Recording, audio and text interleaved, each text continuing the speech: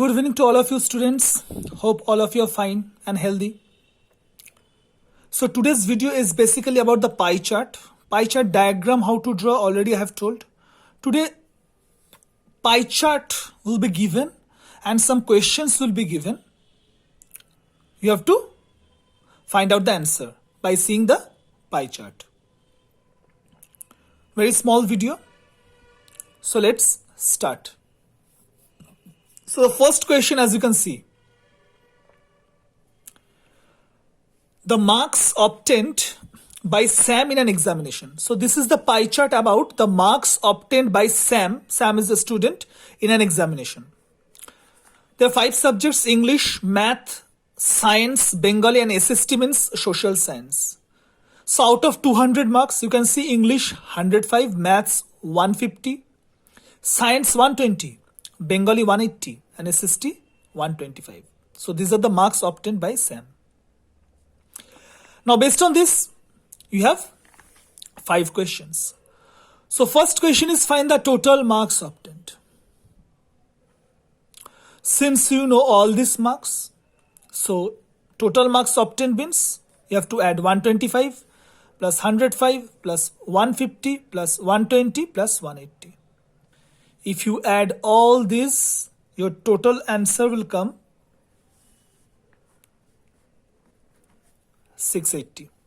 That means the total marks obtained is 680. Second one, Sam obtained how much more in Bengali than mathematics? So obviously you can see in mathematics 150, in Bengali 180. Bengali marks is more. So how much more? So just you have to subtract 180 minus 150, which is 30 marks. Actually 30 marks. That means Sam obtained 30 marks more in Bengali.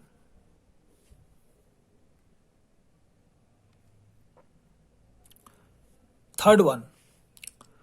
What is the fraction of marks obtained in science out of total marks? Now here you have to find the fraction of marks in science.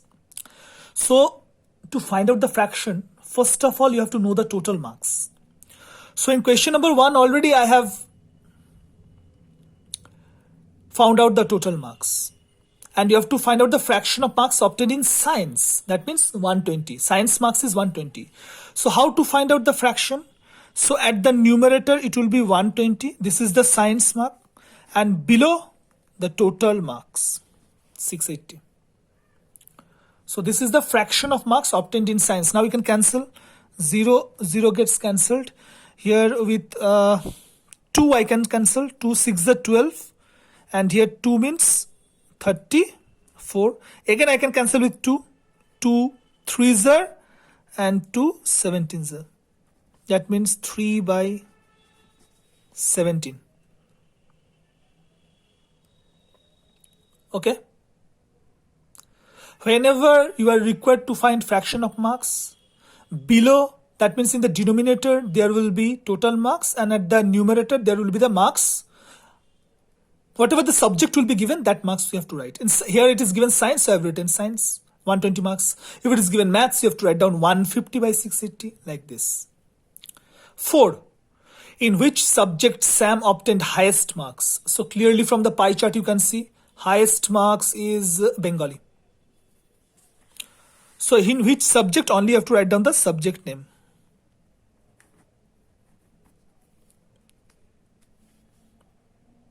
Bengali.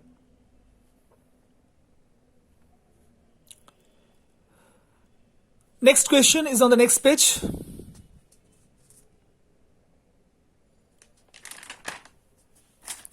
So here is the question. This one is the homework, you will do it. What is the difference between highest marks and lowest marks? You have to find the difference between the highest marks and lowest marks. So let me check what is the highest marks and lowest marks. Here, highest is 180 and lowest one is 105. That means 180 minus 105, you have to find the difference. So here it will be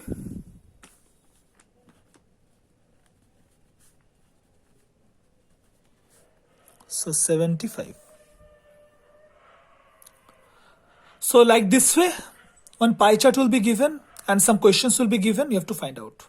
The second one is homework. The following pie chart gives the number of different fruits kept in a hamper. So this is about all different fruits: oranges, mangoes, coconut, apples, and jackfruit. And these are the questions. First question is find the total number of fruits. Second is what is the fraction of jackfruit out of the total fruits. Now see, fraction of jackfruit. So in the denominator, there will be total number of fruits, and in the numerator, jackfruit. How much? How many fruits? Jackfruit 8. So 8 by total number. Total number will get from the first question, number A. Then which fruit is kept maximum in the hamper? From the numbers we'll get which one is the maximum. What is the difference in number between oranges and jackfruit? So oranges and jackfruit, you have to find the difference. And what is the fraction of apples out of the total fruit? Again, here the fraction of apples. So in the numerator, number of apples 30, and in the denominator, there will be total number of fruits. So like this way, you have to find out. Now, one more thing I want to discuss regarding the bar graph. In bar graph, don't use pen. I have seen that many of you are doing the bar graphs using pen. So avoid that. Use pencil and always write down the scale at the top right hand side.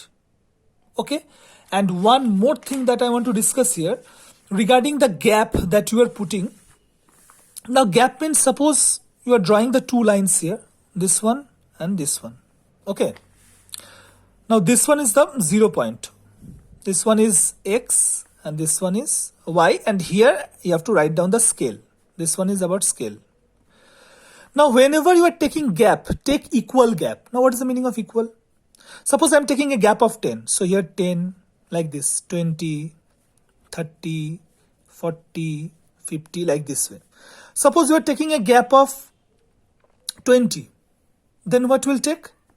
0, 20, 40, 60 like this way.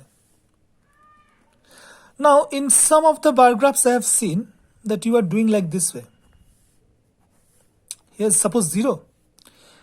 Then you are taking 100, then 110, then 120, then 130. So this is not equal gap. Why?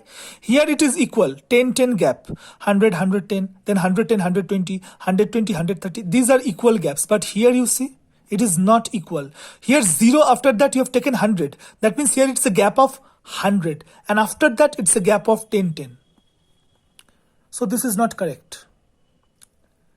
So whichever gap you will take, this one is okay, because here everywhere there is a gap of 10. But here you can see first it's a gap of 100, then 10, 10, 10.